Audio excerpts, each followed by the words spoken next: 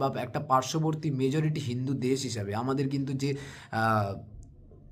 যেরকম মনোভাব বা যেরকম আবভাব বা যেরকম বিহেভিয়ার প্রকাশ করা উচিত বা যেরকম সাম্প্রদায়িকতাকে উস্কানি দেওয়া উচিত, সেই রকম উস্কানি কিন্তু আমাদের দেশের তরফ থেকে কোনো রকমই দেওয়া হয়নি। কিন্তু যদি কোনো রকম টেরিটরি ক্রস করা বা এই ধরনের ক্রিমিনাল অফেন্স করতে বিএসএফ দেখতে পায়, তাহলে কিন্তু বিএসএফ গুলি চালাতে থেমে থাকবে না, একদম পিছু পাওয়াবে না। তার কারণ যে ঘটনাটা মেঘালয়তে ঘটেছে, সেই ঘটনাটা হচ্ছে মেঘালয়ের কিছুটা এলাকা কিন্তু একদম আনফেন্সড আছে, মানে বাংলাদেশের সাথে কিছুটা বর্ডার সাইড একদম এলওসি, কিছুটা পুরোপুরি আনফেন্সড আছে বলা যায়, যেখানে যেখানে জল আছে। এবার জল যেখানে যেখানে আছে সেখানে সেখানে মেঘালয়তে শীতকালে প্রায় জল থাকে না বললেই চলে, মানে ওটা তো পাহাড়ি এলাকা। এবার নদীগুলো সাধারণত ভর্তি থাকে বৃষ্টির জলে পরিপূর্ণ থাকে। শুধু পাহাড়ি এলাকা এমনটা নয়, ওখানে কিন্তু পৃথিবীর সবথেকে বেশি বৃষ্টিপাত হয় মেঘালয়তে।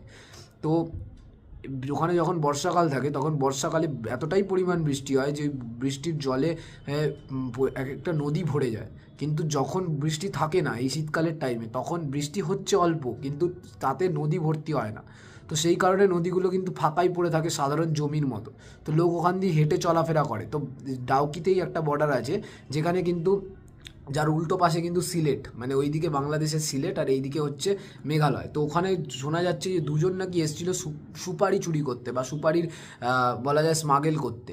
ওরা বেসিক্যালি এই পারে একটা সুপারির ফ্যাক্টরি ছিল, সেখানে ঢুকেছিল সুপারি চুরি করার জন্য। তো ফ্যাক্টরি থেকে যখন বিএসএফের পোস্টকে ইনফর্ম করা হয় যে দুজন লোক বর্ডার পার করে আমাদের ফ্যাক্টরিতে ঢুকেছে সুপারি লুট করে নিয়ে যাওয়ার জন্য, তখন কিন্তু পোস্ট থেকে বিএসএফ গুলি চালায় এবং দুজনে কিন্তু স্পট ডেড, মানে দুজনেই মারা যায়, ঠিক আছে, জায়গাতে। তো এইরকম আপডেট পাওয়া যাচ্ছে এবং এবং এখন থেকে কিন্তু এই যে আপডেটটা পাওয়া যাচ্ছে এটা ইন্ডিয়া মিডিয়া কম কভার করছে, মানে ইন্ডিয়ান ইন্টারিম মিডিয়া কম কভার করছে, বাংলাদেশের ইন্টারিম মিডিয়া কিন্তু বেশি করে কভার করছে।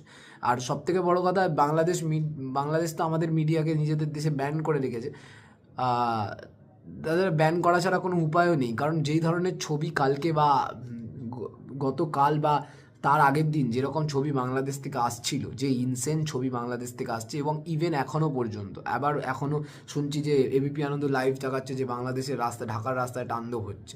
মানে বাংলাদেশে এই মব লিঞ্চিংটা হওয়া কোনো ব্যাপারই না, এবং এই জিনিসটাকে ওরা বলেছে যে ওরা সোমবার অবধি টানবে। কারণ আজকে তো ওই ছেলেটা ওসমান হাদি, ওর বডিটা দেশে এসছে। তো আজকে সকাল থেকে যতক্ষণ কবর দেওয়া হচ্ছিল বা যতক্ষণ কবর জানাজা পড়া হচ্ছিল ততক্ষণ অবধি কিন্তু একটা নিস্তব্ধতা, মানে ফেক নিস্তব্ধতা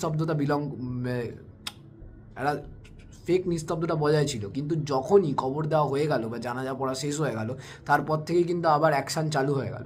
অ্যাকশান বলতে কি অ্যাকশান? মাইনরিটিদের মারো,